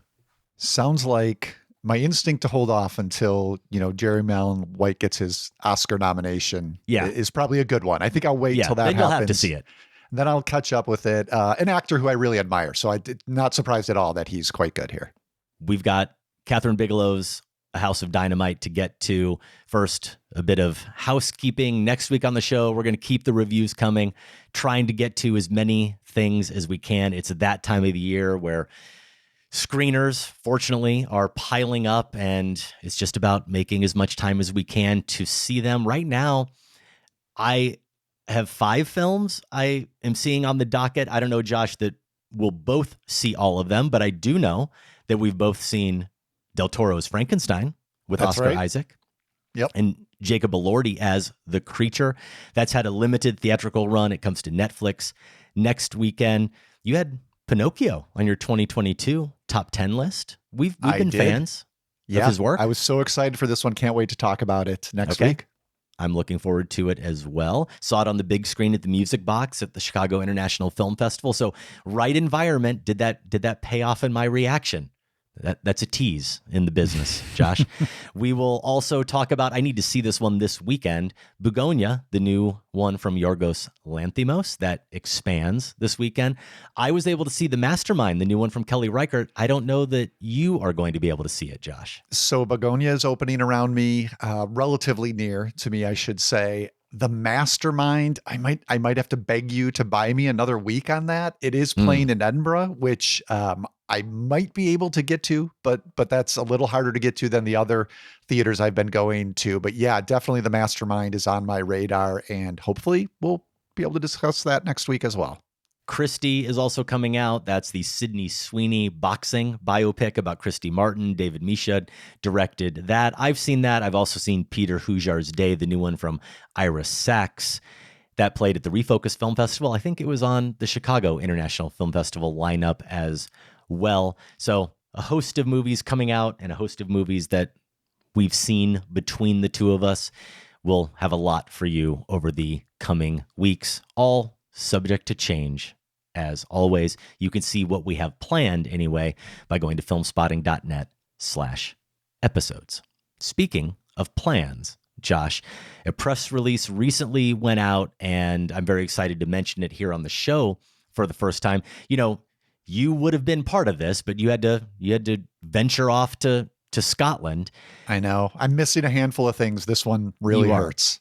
I felt so honored to be approached by the city's Department of Cultural Affairs. The entire month of November, the Chicago Department of Cultural Affairs is honoring, and the Chicago Film Office is celebrating 50 years of Siskel and Ebert. So every week in November, there is a different event going on that will pay tribute to Siskel and Ebert. And they approached me about having Film Spotting involved. They thought that seemed fitting because of us being part of this legacy, which is just an honor to even be mentioned as part of that conversation. And they said, what would you like to do? What movie would you like to screen? We're thinking about having a screening and maybe a Q&A afterward. And I came up with a few ideas. And ultimately, the one I pitched, there could have been so many. We did an entire show with Matt Singer, right, about films that we think of immediately when we think about Siskel and Ebert, the movies that influenced us, that we identify with them. And one I said was John Sayles' Lone Star, a film that I remember going to see, driving an hour away from me to see. I had never heard of John Sayles. I had seen 8 Men Out, but I didn't know it was a John Sayles film. I drove an hour to see Lone Star because I watched their review of it and heard them rave about it and said, I have to see that movie. That sounds incredible. They put it on my radar, and I want to revisit it. It seems like an important film to see now. And because of that identification with the show, I pitched it, and they thought it was a great idea. So we're going to screen that on November 25th. So Thanksgiving week, Tuesday, November 25th, we're going to screen it. People can come out, be part of that screening. And Michael Phillips and I are going to do a Q&A after that screening. Yeah, thanks to Michael for filling in for me, and he'll be perfect, right? He'll have stories, I'm sure, to tell of working alongside Ebert many years, and yeah, it'll be fun for you and Michael. Too bad I'll have to miss it. That will take place. All of the movie screenings in November will take place at the historic Claudia Cassidy Theater in downtown Chicago. Some of the other movies that are playing, Eve's Bayou, Breaking Away, Drugstore Cowboy. It really is going to be a lot of fun. There's a part of this, Josh, that involves two actors playing Roger and Jean and doing a live performance. So it's going to be pretty great. I want to hear what that's like if you're able to make that. I'm very curious what that's going to be like. I would love to. We will link to more information about this over at filmspotting.net and in the notes for this show. We haven't had a prize pack to give away in a while, but speaking of the Mastermind, our friends at Mubi have a prize pack for the Mastermind, and all you have to do is send us a note, feedback@filmspotting.net, put Mastermind Prize in the subject line, and tell us your favorite Kelly Reichardt, not movie, Kelly Reichardt character. Josh, we're going to make it a little harder on him. Yeah, I love this. And of course, I'm immediately thinking, who am I going to go with? Which, is it going to be Michelle Williams? Yes, it is. I think I'm going to go with her pioneer wife in Meek's Cutoff. I think that's where I would go. Yeah. Good choice. Good choice. The prize pack will feature items from the Mastermind's fictional Framingham Museum of Art. So should be very cool. Look forward to giving that out. Again, just email us, Mastermind Prize in the subject line, feedback@filmspotting.net, and tell us your favorite Reichardt character. And yes, it might be just telling us your favorite Michelle Williams character in a Kelly Reichardt movie. Quick note about our sister podcast, The Next Picture Show, looking at cinema's present via its past. Well, we're about to talk about A House of Dynamite, and they are as well. That is part 2 of their First Strikes pairing. Previously, they discussed Sidney Lumet's Failsafe, which I'm sure will come up in our conversation, Adam. That's a film we revisited as part of our Lumet marathon not too long ago. So a great pairing there from The Next Picture Show. You can find new episodes every Tuesday, wherever you get your podcasts. Obviously, this is difficult for me. I'm caught in the middle of something, and I don't know what. What do you think it could be? Well, I deal with a lot of important people. People who work for the committee? Hello? For the committee. The committee to re-elect the president? Yes. Time for some poll results. And Josh, I thought this one maybe wasn't actually deeply flawed. I thought by making it a choice between the two clearly best options, we had perfected this poll. We asked listeners to tell us one and only one Robert Redford performance. Choose the best. Make it easy or make it really hard. Is it either Bob Woodward in All the President's Men, or is it Butch Cassidy? Is it Sundance Kid, I should say, in Butch Cassidy and the Sundance Kid? And this seems appropriate. It should have been difficult. It should have been close. How did it come out?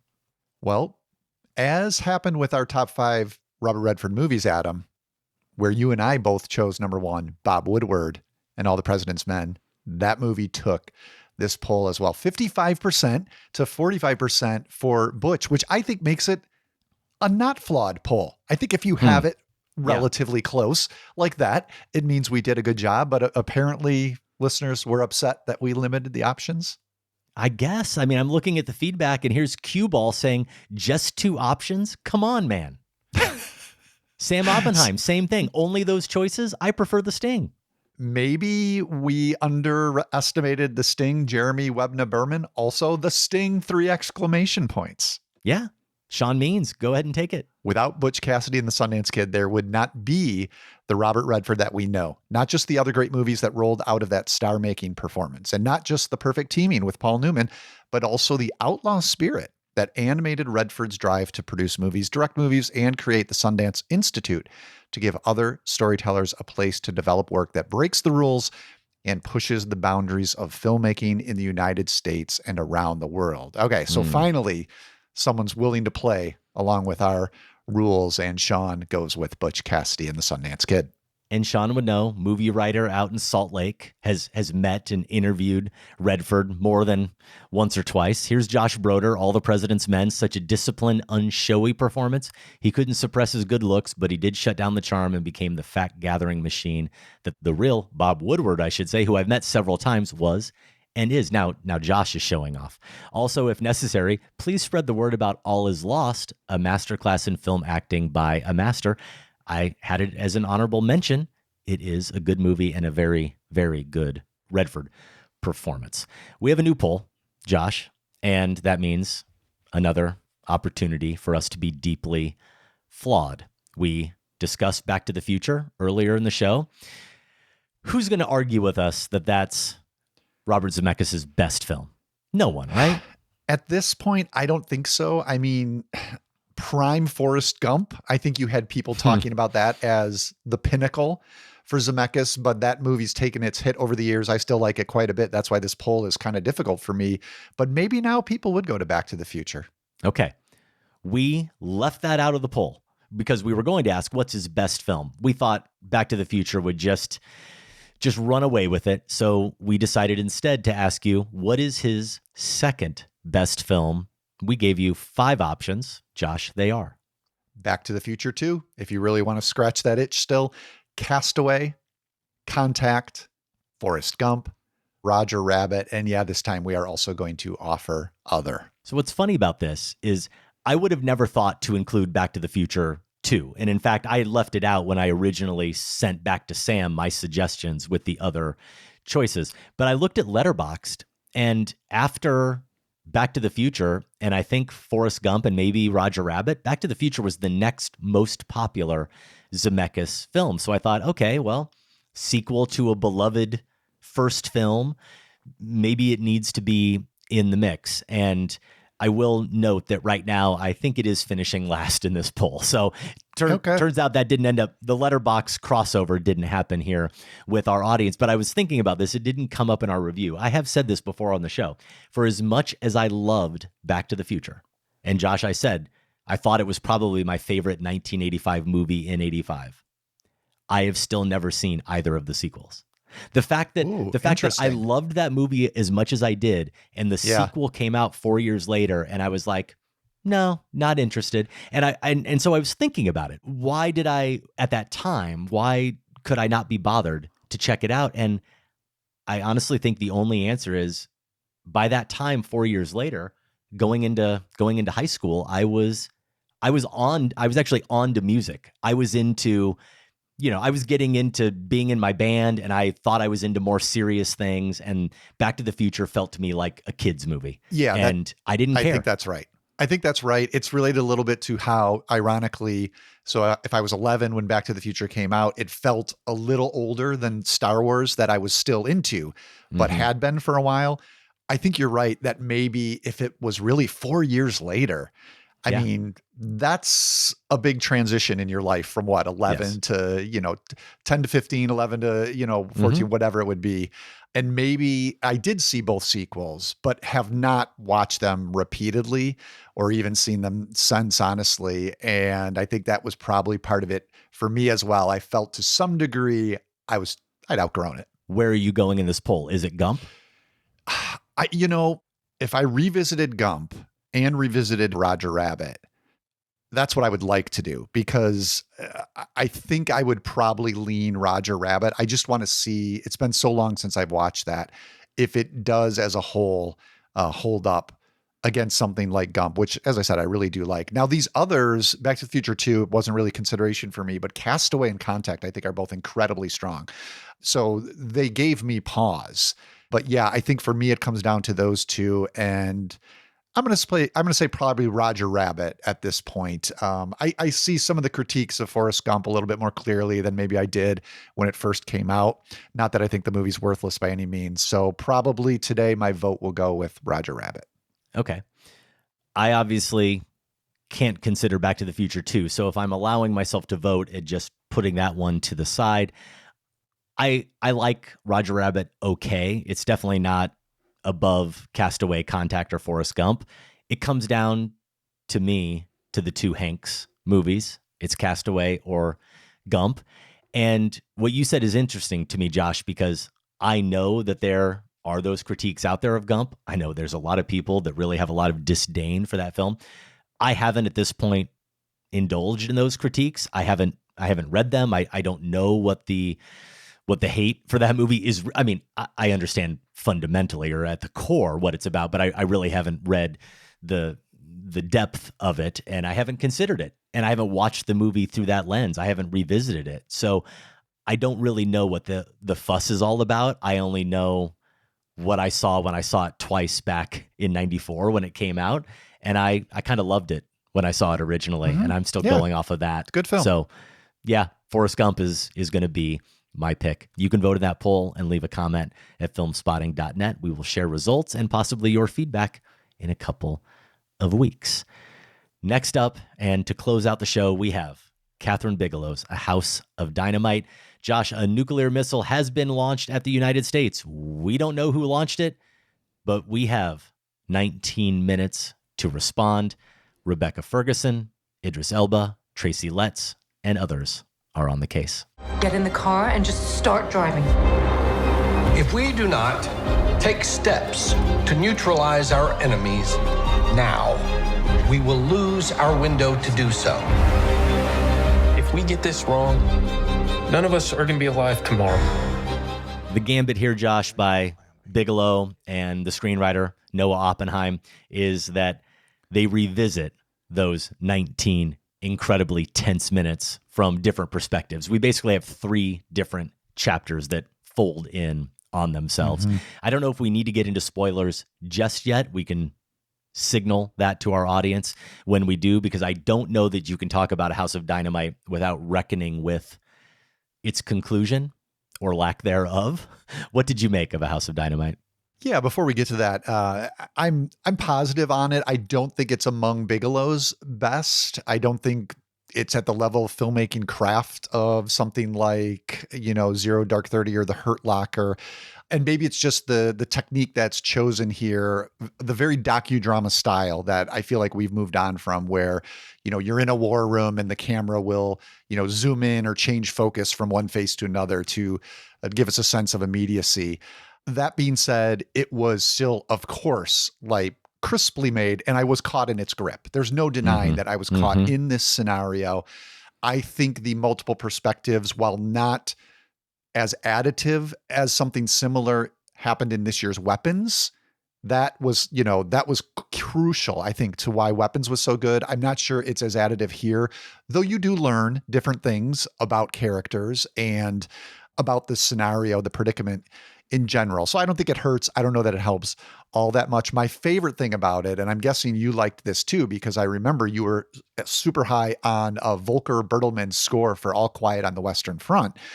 And what he brings here is just, it feels like some of the movements, the musical motifs here are like my stomach dropping out, which may be the key reason why I was in this film's grip as much as I was. So yeah, I think if you're intrigued by the premise, it's well worth checking out. If you're a Bigelow fan, which I am, it's worth seeing to put in the context of her career. Maybe there's something lacking there about, the dynamics of men in tight situations and where women might fit in. A little light on that maybe, but still I would recommend it. And yeah, I do want to talk a little bit about how the ending worked or didn't work or just affected you. I do really appreciate the score, the way that you described it. I think it thrums at just the level that it needs to, meaning it doesn't overwhelm anything that's happening. It adds just enough extra tension without feeling like it's trying to do too much. Yeah, it chooses its moments perfectly. It's overwhelming us, and that's the thing too. I think it's used appropriately, and you used all the right terms to describe the intensity of this movie. I'm really conflicted by it because there's no doubt that I was hooked. With no disrespect at all to Bigelow, who I do greatly admire as a filmmaker, I have been wondering if what I'm going to say next, which is a variation on what I just said, would be true almost regardless of how well it was crafted or who crafted it, just based on the plot, just based on the structure. Yeah. However unsatisfying that plot and structure may ultimately be, I was locked onto the screen through mounting annoyances, through general dissatisfaction with how each chapter gets progressively weaker. I think, not stronger. I mean, I think 1 is the best, and then 2, and then 3, as it builds to its conclusion. The stakes are so high and so urgently real, and and with the score and some of the other elements, it is propelling you along, that even if it's stretched out over an hour and 52 minutes of runtime, it's all playing out over those 19 minutes of screen time.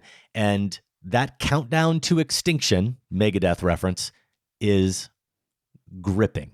And I think it almost can't be anything but gripping. And to illustrate my point, I started the movie Saturday night, and I wasn't able to finish it before Sarah and I went to see the Springsteen movie.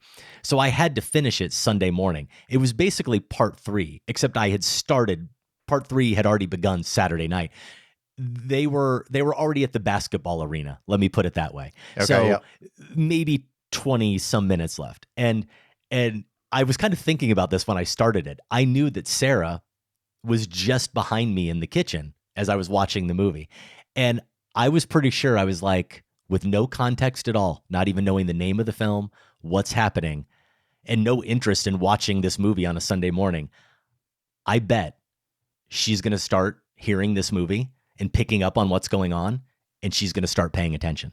She's going to start the next thing I knew, Josh, sure enough, the last like 15 minutes of the movie, she's on the couch next to me watching the end of the film. Like, it's just that kind of thriller. If you're in the room, you are going to end up watching it. So why is it frustrating? Why am I mixed on it?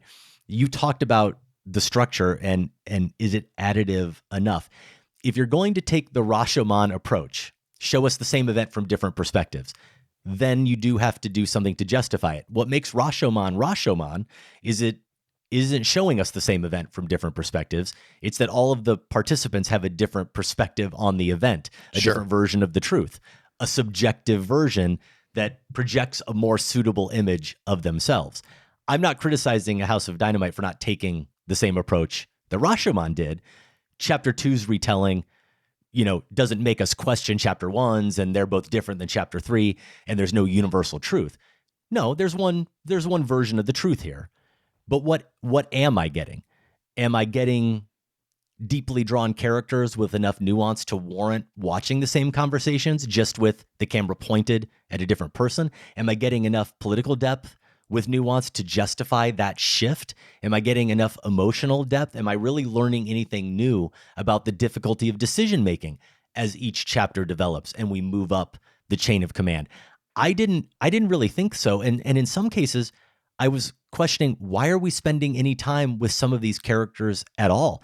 Willa Fitzgerald as a CNN representative at the White House, who we cut to a few times. Moses Ingram is a FEMA official.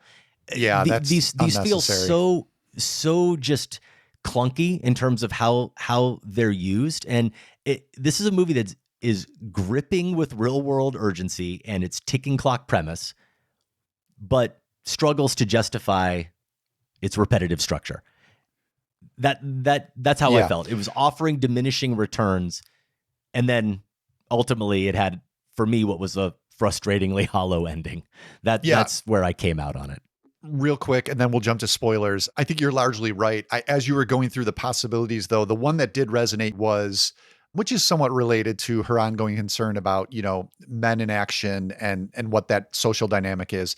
The difficulty of decision-making, I did feel got amped up, because one stressor I kept having during the movie was, surely someone's in charge here who will know what to do. And you learn early on, we're screwed.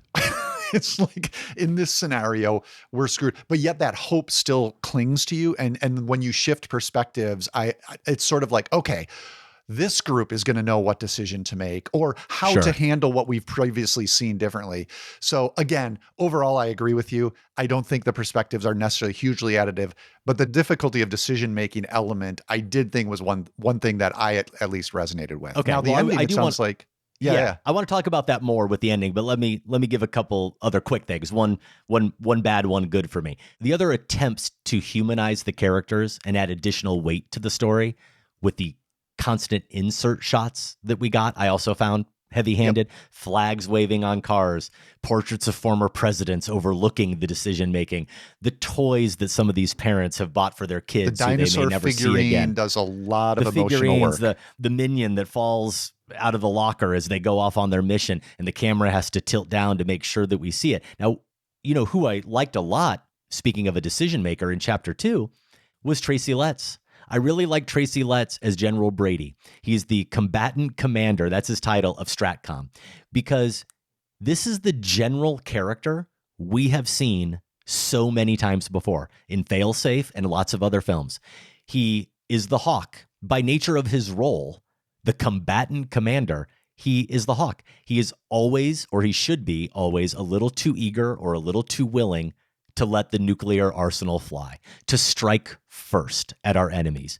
By the nature of his position, he has to be the one to present that reality to everyone, to make everyone realize, hey, by the way, we maybe have to launch our missiles and actually be the aggressors here in this scenario. And I will say that there's a real laugher in the script when and Letts does his best with it when the president, who we don't see at this point, says, "This is insanity," and Letts has to say, "No, Mr. President, this is reality." But it is the reality, and Letts presents the strike options in a way that we've never seen a general character like this in one of these movies before, that betrayed no true leaning. He was objective. He was detached almost in a way that never felt inhuman, though. I thought it was a real tightrope walk that Letts walked in this film. Yeah, he's good. His scenes are good. And the decision-making comes in there. You do get more information about what he has at his disposal to have that response when we do get to his section a little bit more, which I thought added something. There is no plan B. We did everything right? We did everything right. None of this makes sense. Making all these bombs and all these plans.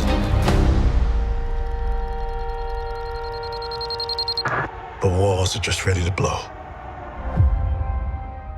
So here's where, let's go ahead and get to the ending. Let's talk about the spoilers, because it does seem, from a little bit I've seen online, this is a divisive ending, and I can understand, because my immediate reaction, probably like a lot of people, was, what? So let's talk about it. What was your reaction to the ending, and were you surprised in a good way, a bad way, ultimately disappointed by it, or not? I was surprised. I did not think it was going to end there, but I don't think I have a problem with it. And here's where we can bring in the Lumet film, Failsafe, which we discussed as part of our marathon not too long ago. I think I immediately made the connection that Failsafe ends not exactly the same way. I think there's a bit of a question mark over House of Dynamite. Maybe I'm reading it differently than you are, but it is still a question mark where any answer that we get is a doomsday answer. So to me, the two films shared a, whether you want to call it political or philosophical position about nuclear proliferation in general, that both endings to me served well. Failsafe had to end the way it does, which I don't know if we want to spoil that as well, but is not good. And A House of Dynamite ends, again, as I said, a little bit of a question mark, not exactly the explosion, but still clearly to me, not good. And so I guess that's why it didn't bother me.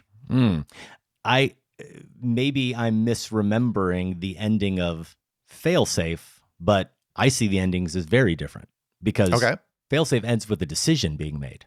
Failsafe ends with a clear conclusion as to a doomsday scenario. And this film wants to end on a note of ambiguity that supposedly, I think, leaves us to question what could happen next and to send us off our couches to have a larger conversation about the absurdity of nuclear war and the absurdity of any human being being put in these types of decision-making scenarios. Because what happens at the end is we don't even see that Chicago actually gets blown up. There's a potential world where we could believe, maybe perhaps naively and optimistically, that Chicago actually doesn't get destroyed, even because as we hear throughout, that sometimes they misfire, sometimes they're duds. But let's assume Chicago's hit, because that seems likely. And at the end, the closing image we see is all the people who have been sent to Ravens Rock, is it? That's the place where, that's the bunker, basically, where the government is now going to be holed up. Ravensrock is the place where the new government is going to have to operate. So we have to assume we're operating in a world where a decision I suppose a decision has had to have been made, but we don't know what the decision is. We don't know whether or not we have struck, or whether or not others or more missiles are coming at us. Right. And so it's ambiguous in a way that failsafe isn't ambiguous. And I guess I can applaud a good rug pull, but I actually think, and it feels like a rug pull, because the movie has been building to a decision. You can't say the movie hasn't been building to a decision. I think on some level, Bigelow and Oppenheim must believe that structuring it the way they have and not having it actually chronologically build to a decision and to a declaration or declarations of war, that maybe they can get away with the ending because they can point to the structure as proof that, hey, it was never about the payoff. It was always about the decision, the provoking a conversation around the decision, ruminating on our tenuous reality and that absurdity of any human making a decision. Because look, we're showing how they the process. That's what we're showing. It's not about genre thrills and we're going to show you an ending. But as one character, as one character in the movie says, it really comes down to this idea of suicide and surrender. And so what they're saying is, we're not going to give you that choice happening at the end. But I kind of disagree, Josh, because actually that structure only amplified for me the importance of seeing a character have to make that decision. The president have to make that crazy decision between suicide and surrender, like the president in Failsafe does have to make, potentially have to accept and live with the consequences of that decision, and to see the movie speculate on then what the fallout of that is. Yeah. I thought it was a little bit of a cop out, actually. Okay, I can see that. And of course, there's no way of equating. I mean, Idris Elba is fine here as the president, but he's not Henry Fonda. I think he might be less than fine, but he's not Henry Fonda for sure. Yeah. So there's this whole more personal dilemma that Failsafe has that House of Dynamite does not. And perhaps that's why, which I think is to Failsafe's credit, which is perhaps why you found it lacking here. The reason I didn't, and you were essentially getting towards it, is that the bottom line to me, point for both films, is that there is no right decision to make in this scenario.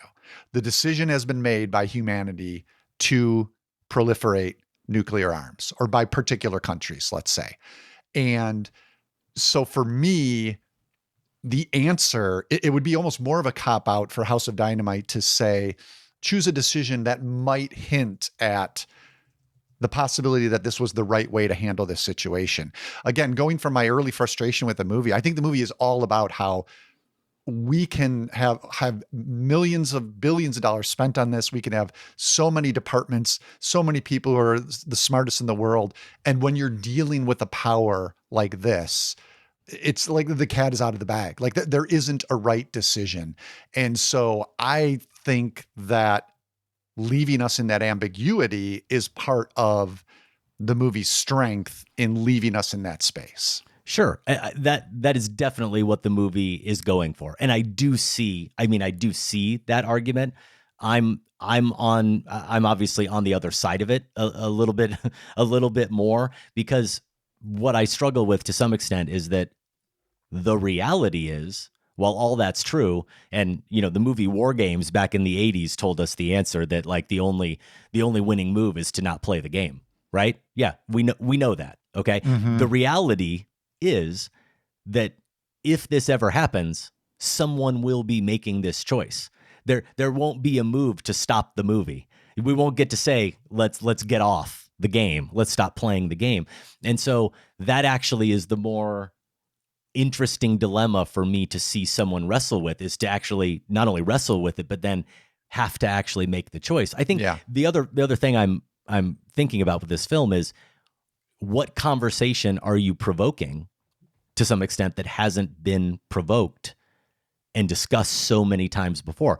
This dilemma of suicide or surrender has been true since the beginning of the Cold War. That anxiety has been played out in films like Failsafe. The new wrinkle here, what's really fascinating, and this film does get into it, is that back then, we at least knew that if a nuclear missile was coming at us, it only came from one place and only one enemy. And now we have 9 nuclear armed countries. And there could be a scenario like this one in the movie where we don't even know who fired it. We don't know if some countries may be capable in a way that we weren't aware of. And that adds to this kind of chaos and confusion. And that element then, that new wrinkle that's added into the current state of nuclear geopolitics, I guess that to me actually could have been something really interesting for this movie to be about, that obviously the movie's not about at all, really. Yeah. It's just part of the plot, but it's not really what the movie's about. Yeah, it's a terrifying part of the plot. I mean, as you said, that new added element, just gives me one more thing to be awake at night about. I don't, and as much as I don't enjoy that, a movie will make me do that. I don't think there's any harm in having these conversations again and again. And I totally get your point. Like, just having the president make the decision, it makes it a more personal, moral dilemma, which is easier as viewers to latch onto and perhaps makes it a more engaging narrative. But in terms of what, both this and Failsafe are interested in, I think I'd rather go home deeply distressed about this. This is still, it's been decades and decades. This is still a terrifying scenario to live with under than, a fun, quote unquote, fun debate about whether the president's decision was the right one. Like, I think that would have brought the concerns down to a very singular moral question, which would probably be interesting and reveal some things. But I think it is the bigger conversation that House of Dynamite wants to have. Whether you feel there's much value in that, may differ, obviously. I see your point, and I don't necessarily disagree, but I would also say I still felt provoked the same way you're describing by Failsafe. Yeah, and that for me came down to Fonda, right? Like, that's what Fonda does. Well, in contrast, Idris Elba, really appreciate him as an actor. It seemed like the only decision he made for his character was to play exhausted.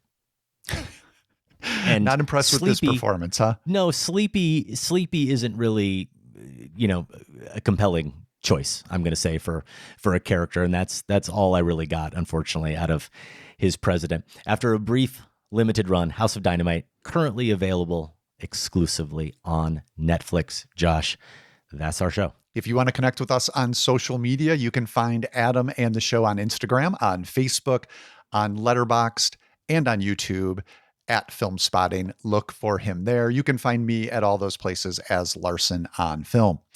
We are independently produced and listener supported. If you want to be one of those listeners who supports us, you can do so by joining the Film Spotting family at filmspottingfamily.com. You'll get to listen early every week. You'll also get ad-free episodes. Sam's newsletter will come your way every week. And yes, we do record monthly bonus episodes. We've got a new one coming up here pretty soon, a Tom Cruise draft. That was very fun. Also, as a Film Spotting family member, you get access to the entire show archive. Now, for show t-shirts and other merch, you can go to filmspotting.net/shop. Speaking of that Film Spotting archive, would you believe, and I mean, I can believe it, there is not a single review of another Robert Zemeckis film. Over 20 years of doing this show, the only one, I should say, is Beowulf. Episode That's 187. Crazy. That's crazy. It is, but it's a different story entirely. I mean, I was going to say, look at some of the titles. I mean, Flight probably deserved a full review, but that was a movie that came out at the end of the year, and it was just lumped into all the end of the year discussion. Linklater, completely different story. Looking at 2005 to 2025, every movie has gotten some kind of in-depth conversation, except me and Orson Welles and Last Flag Flying. So that's, I think, a lot of them have been reviewed at least twice on the show. Some of them have been discussed at least twice, indeed. Streaming or out VOD this weekend, you can see Ballad of a Small Player on Netflix. I did see this Edward Berger movie with Colin Farrell. It's my first disappointment from Edward Berger. I liked All Quiet on the Western Front. I like Conclave. And I equated those two movies, Josh, as films that were both about machinery, about the machinery of war and then the machinery of picking a pope. And I thought he documented those really well. And this in a way isn't about that. it picks up though on this idea coming out of Conclave though about salvation and redemption in a very heavy-handed way, unfortunately, with Colin Farrell's character as a poker player.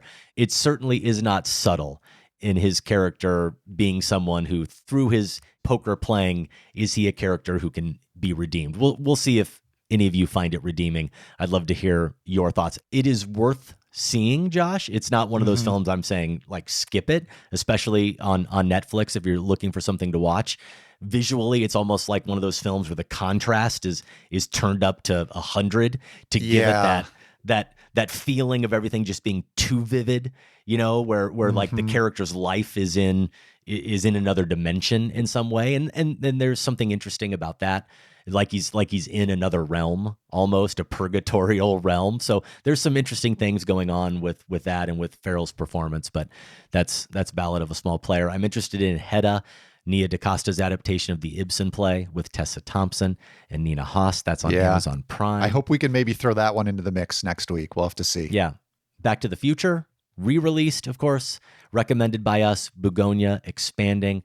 Next week, we'll talk about Begonia, Frankenstein, few other movies as well. Jafar Panahi's It Was Just an Accident, another film that's expanding that I'm going to try to fit in. Let's throw that into the mix too.